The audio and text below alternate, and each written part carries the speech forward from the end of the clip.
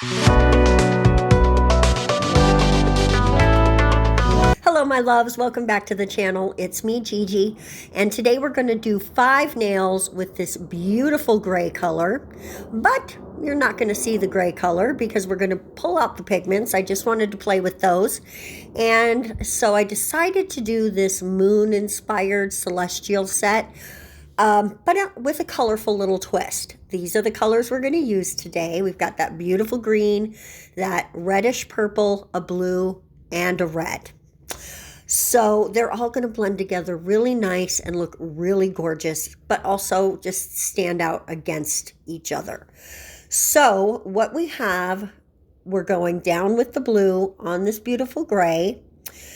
And I almost picked white, but I really just like the way that the pigments look on the gray. They're maybe just the tiniest bit less bright, if that makes sense. There you go. So we're going to take this blue and bring it across in random places throughout the 5 nails. And as you can see, I'm rubbing the brush onto the paper towel because if you work with pigments, you know, and you can see it here in the purple, it tends to like clump up into little balls. And you break those up when you rub it into the paper towel. I will credit Votino with that because I learned it from watching him. He didn't say anything. He didn't say anything about it. He just was doing it. And I thought, I wonder what that does. And it does. It breaks up the individual little grains. I'm not sure if that's the right word, because it's like dust, right? The little particles. Particles is what I want to say. It breaks up the particles so that they burnish into that sticky layer. And I really like to just use the sticky layer from, excuse me guys, I'm sorry, a little tickle in my throat. I like to use the sticky layer from the polish because I find that the sticky layer from a base coat actually makes it look wet. And that's fine. If you want that look, do base coat. But if you want this more dusty look, I would go with the sticky layer that's in your actual, oh, look at that, guys. Oh, did that break your heart? It broke my heart. But you can see when it spills out, you can see that texture I'm talking about, how there's just a bunch of little balls in there, little globes of color. And that makes it look different when you put it on. It's not as smooth. The grains are not all separate and beautiful. So I just thank you, Votino, for showing me that. That's all I'll say about that. So now we're finishing up with the green. And then I'm going to come in with one little extra, and that is some white. And I'm just going to use it to brush against everything really lightly and to help the blend, to make sure that none of the gray is showing, and to just mute that color the tiniest bit more. And I am going to brush it off with a little fluffy brush before I put on the base coat. Actually, it's a matte top coat. I thought I was going to try another technique. That's why I did the matte top coat, but I ended up not liking how it looked, so I changed my mind.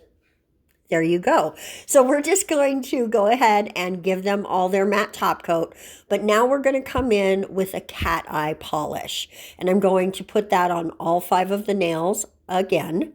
And then we're just going to play around with making some lines and swirls and shapes, right? I didn't really have a plan per se. I just knew I wanted almost, you know, like galaxy arms, or how some areas of the night sky will have a super dense area of stars. So that's really all I had in my head while I was playing.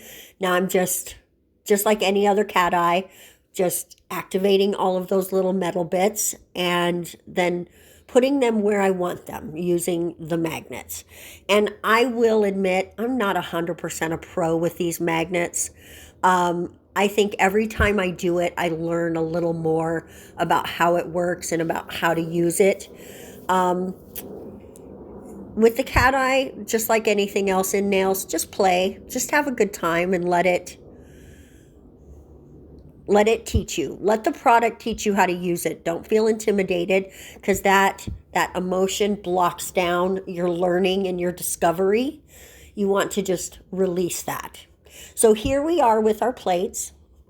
It's those 2 plates. I forget the name, but you know I will have it listed for you in the description. So I'm just coming in. We're going to do all white. I did experiment with some other colors, but I didn't like the way it was going. It was too much on the colors.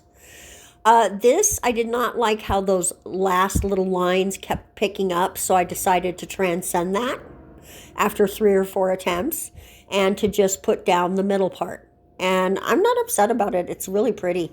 It's super, super cute.